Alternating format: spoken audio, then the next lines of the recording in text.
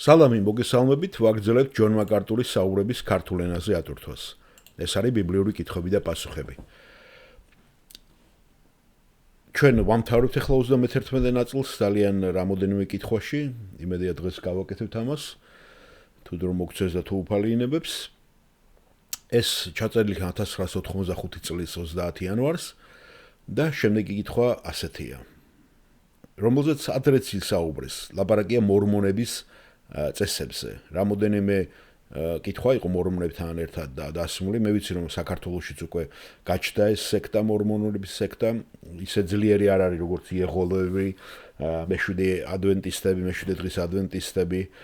ან კიდე, ახლა სექტა არ იწოდება 50-იანელები, მაგრამ ესეც არსებობს.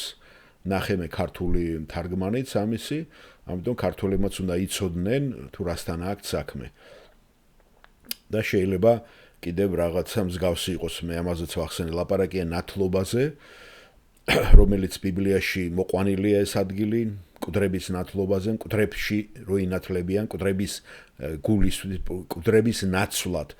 და კიდე პირდაპირ მკვდრებს ნათლავენ მორმონებში. და მე გავიხსენე ასევე ეს მაგალითი, როდესაც ჩვენთან მეც დავსწრები ვარ, როდესაც და ფილმშიც არის ერთგან გონი დიდი მწვანებელი, აღარ მახსოვს რომელ ქართულ ფილმში არის, გარდაცვლილ ადამიანთან თუ ლონდრეში აღარ მახსოვს, იცით, რომ გარდაცვლილ ადამიანთან ვინმე თუ არ იყო მონათლული ბავში, უნდა მოენათლათ, როცა გარდაცვლილი იყო ოჯახში. ესეც რაღაცა მე მგონი ამ წარმართული იმიდან არის გადმონაშთი. და არანაირად სწორი არ არის, ხო ჯერ ისედაც ბავშვების და ჩვილების ნათლობა და მერე კიდევ ადამიანებს ესე რიტუალურად ნათლობა, რომელსაც არ ესმის, რაში ინათლება, რატომ აკეთებს. თუნდაც ზრასრული ადამიანები რო ხლა ინათლებიან, ჯვარს იწერენ, ეს ყველაფერი არის რაღაცა მატრაბაზობა და ამ ეკლესიის და ამ მართლმადიდებლური რელიგიის გაძლიერება და გამაგრება, რომელიც უფრო და უფრო აბნელებს ხალხს. მოდით მოვისმინოთ კითხვის დამსმელი. სალამი მოგესალმებით. მე მყავს ოჯახის წევრი, რომელიც რამოდენიმე წლის წინ მორმონებმა წაიყვანეს და მოაქციეს თავიანთ რელიგიაზე. მას ცხოვრებაში ძალიან ცუდი გამოცდილება ჰქონდა და ის ბებიაჩემთან ცხოვრობდა ეს პიროვნება და როდესაც გარდაიცვალა, ძალიან მოხუცებული იყო ბებიაჩემი და ეჭვი არ მეპარება რომ ისიც ამას აკეთებდა და ლაპარაკია მიცვალებულთა ნათლობას.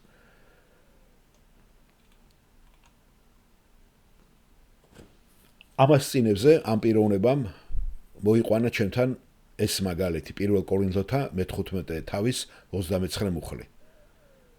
და როდესაც მე შევხედე ამას, შევეცადე შემესწავლა და გამეგო თუ რას ამბობენ ისინი. რადგან მან თქვა რომ ბიბლიაში წერია, რომ თქვენ მკვდრებს ნათლავთ. მაგრამ სკოუფილდი ქვემოთ სკოლიაში ამბობს, რომ ისინი ამაზე არ საუბრობენ და კომენტარს არ აკეთებენ. და მე მიჭირს ამის გაგება. რა სიტყვით ბატონო ჯონ თქვენ ამის შესახებ? სალამი, მადლობა ამ კითხვისათვის, ჩვენ ადრეც ვილაპარაკეთ ამაზე. ეს მუხლი უბრალოდ ამბობს, პავლე ამბობს ამ მუხლში. რატომ ნათლავენ ადამიანები და ინათლებიან მკვდრებისათვის, თუ არ არის აღდგომაო? ასე რომ, აქ მნიშვნელოვანი არის ყურადღების მიქცევა, თუ რაზეა აქცენტი გაკეთებული.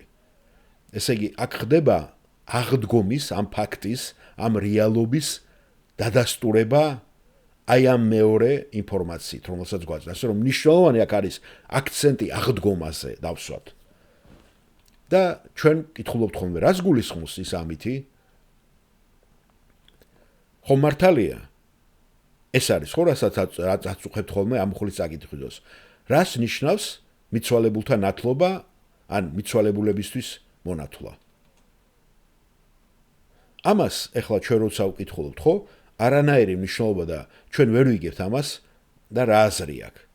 თუ რა არის ეს ჩვენთვის. მაგრამ მაშინ, რასაც პავლე ამბობს, ხო? მან ყველა მიცოდა, ვისაც მიწერა, ეს ფაქტი გავრცელებული იყო, იმიტომ რომ არსებობდა წარმართული სექტა, რომელიც ნათლავდა ხოლმე მიცვალებულებს. და დღეს, რომ მოვიძიოთ ესენი, იქნებიან მორმონები.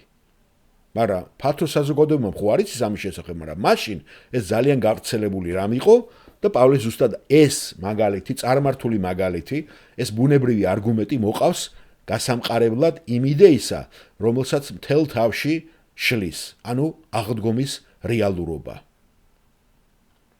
პავლე მხოლოდ იმის თქმას ცდილობს, რომ დაამტკიცოს ზოგადად აღდგომის მართებულობა და ლეგიტიმურობა. სხვა სიტყვებით რომ ვთქვა, მთელ ამ თავში მას უნდა დაამტკიცოს, რომ რეალურად არსებობს აღდგომა. და აქ ამ ადგილზე, რასაც ის ამბობს, არის მხოლოდ რომ წარმართებსაც კი ესმითო, თუ რა არის აღდგომა. თორე ისეთ შემთხვევაში, რატომ მონათლავდნენ ისინი თავი ამ მკვდრებს? გესმით ახლა ეს? დიახ, მესმის, მადლობა. სხვა სიტყვებით რომ ვთქვა, აგრძელებს ჯონ მაკარტური. ის იყენებს მხოლოდ იმას, რასაც ჩვენ ბუნებრივ არგუმენტს უწოდებთ. ვიდრე ზებუნებრივისა, რაც ხდება მაგალითად სხვაგან ბიბლიის სხვა ადგილებში. ეს იმას აგავს, რასაც ნიშნავს ძველი ამბავი უკვდავების შესახებ. თუ გახსოვთ ეს ამბავი, რომელიც მოთხრობილია პატარა უსინათლო ბიჭის შესახებ, რომელიც იჯდა ბორცვის წვერზე და მას ხელში საფრენი ქაღალდის ფრანი ეჭირა. და ამ ფრანს ქარი ეკაჩებოდა, მაღლა და მაღლა. და ვიღაცამ შეეკითხა ამ ბიჭს, შენ ხედავ ამ ფრანსო? არა ბატონო, მე როგორ ხედავ, უსინათლო ვარო. მაშინ საიდან იცი რომ ის აერშიაო? და მათ თქვა, იქიდან ბატონო, რომ მე ყოველ წამს ეს სიმი როცა იჭიმება და ეს ხელში მიჭირავს, მე ვგრძნობ ამასო. ასე იყო ძველი ანდაზაც უკვდავებასთან დაკავშირებით. ასე რომ წარმართი ხალხიც კი გრძნობდა და წამდა, ჯეროდა, რომ უკვდავება არის, რომ სიცოცხლე გრძელდება სიკვდილის შემდეგაც.